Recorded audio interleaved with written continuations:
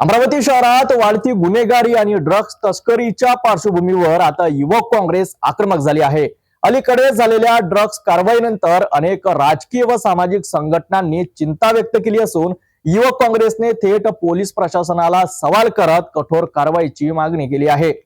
अमरावती शहरात एमडी ड्रग्जसह विविध अंमली पदार्थांची तस्करी आणि विक्री मोठ्या प्रमाणात वाढत असल्याचा आरोप युवक काँग्रेसने केला आहे। शहरातील काही बार आणि पबमध्ये तरुणांना मादक पदार्थ सहज उपलब्ध होत असल्याचा गंभीर दावा देखील करण्यात आला। अलीकडे उघडकीस आलेल्या ड्रग्ज कारवाईनंतर शहरातील कायदा सुव्यवस्थेचा प्रश्न पुन्हा एकदा ऐरणीवर आला आहे। युवक काँग्रेसच्या पदाधिकाऱ्यांनी बुधवारी पोलीस आयुक्तांची भेट घेऊन निवेदन सादर करत ड्रग्ज विक्री, अवैध धंदे आणि तस्करीवर तात्काळ व कठोर कारवाई करण्याची मागणी केली आहे। काय सांगाल, काय विषय होता नेमका निवेदनाचा?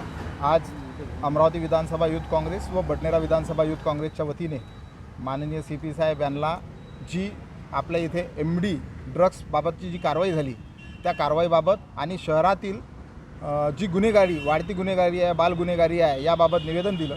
निवेदनाचा मुख्य उद्देश असा होता की एवढ्या मोठ्या प्रमाणात MD ड्रग्स आपल्या अमरावतीत आलेला आहे। यामधून अमरावती हे ड्रग्सचा एक मोठा हब झालेला आहे।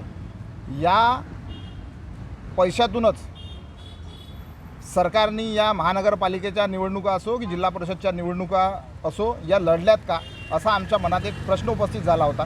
कारण की लाखो करोडो रुपये लावून या निवडणुका लढल्या गेल्या, याकरिता हा पैसा आला कुठून यांच्याकडे, तर या अशा अवैध धंद्यातूनच हा पैसा येतो का, अशी आमची एक धारणा झालेली आहे। तुम्हाला माहीतच असेल, मागील काळात आपल्या अमरावतीचे पालकमंत्री माननीय बावनकुळेजी साहेब हे एका क्लबमध्ये गेले होते बैठकीला।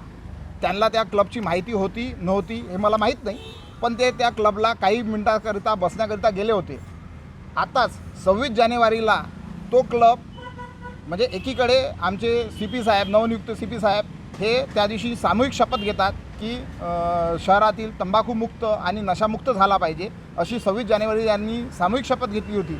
परंतु त्याच 26 जानेवारीला रात्रभर तो क्लब सुरू होता। त्या क्लबमध्ये आजही हुक्का पार्लर, पब सारखे प्रकार सुरू आहे। अमरावती शहरात असे अवैध धंदे मोठ्या प्रमाणात सुरू आहे।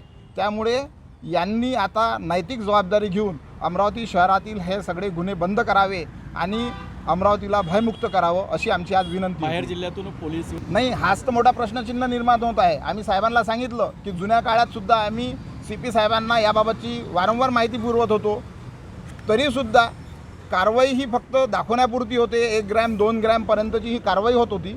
आज 5-5 किलोचा माल अगर आपल्या शहरात पकडला जात आहे, याचे धागेदुरे कुठपर्यंत लागलेले आहे आणि अमरावती शहरातील यामध्ये काही म्हणजे सफेदपोश लोक याच्यात जुळले आहे का, याचा सुद्धा तपशील माहिती आज पोलीस आयुक्त साहेबांनी घ्यायला हवी, अशी आमची विनंती होती। अमरावती शहरातील कुठेतरी अमरावती शहरातील पोलीस हे कमी पडले असतील, तेव्हाच कुठे दिल्लीसारख्या विभागातून इथे कारवाई झाली आणि अमरावती विभागाला त्याची माहितीसुद्धा राहिली नाही, ही पण हा प्रश्नचिन्ह निर्माण होत आहे अमरावती शहरातील पोलिसांना। युवक काँग्रेसचे म्हणणे आहे की ड्रग्जच्या वाढत्या प्रकरणांमुळे तरुण पिढी भरकटत असून याचा थेट परिणाम सामाजिक सुरक्षेवर व शहराच्या भवितव्यावर होत आहे। याचबरोबर ड्रग्ज प्रकरणात कारवाई करताना अमरावती पोलीस कमी पडत आहे का, असा थेट सवाल युवक काँग्रेसने पोलीस प्रशासनाला केला आहे।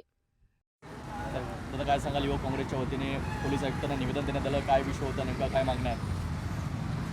बघा, आपल्याला कल्पना आहे की हे 2-3 दिवसाअगोदर अमरावती शहरात जो एवढा मोठा 5 किलो, जे यांनी सांगितलं 5 किलो प्रमाणात MD पकडली गेली आहे कोट्यावधींची। म्हणजे आतापर्यंत आपण बघत होतो की पोलिसांची छापेमारी होत होती, 10 ग्राम 15 ग्राम 20 ग्राम यांची सीज करत होते। मात्र आज 5 किलोपर्यंत ड्रग्ज अमरावतीमध्ये पकडले गेले। एवढं मोठं डिलिंग जर अमरावतीत होत आहेत तर याच्यामागे कोणती इंटरस्टेट किंवा इंटरनॅशनल टोळी तर नाही आहे, ही शंका आज प्रत्येक नागरिकाच्या मनात आहे।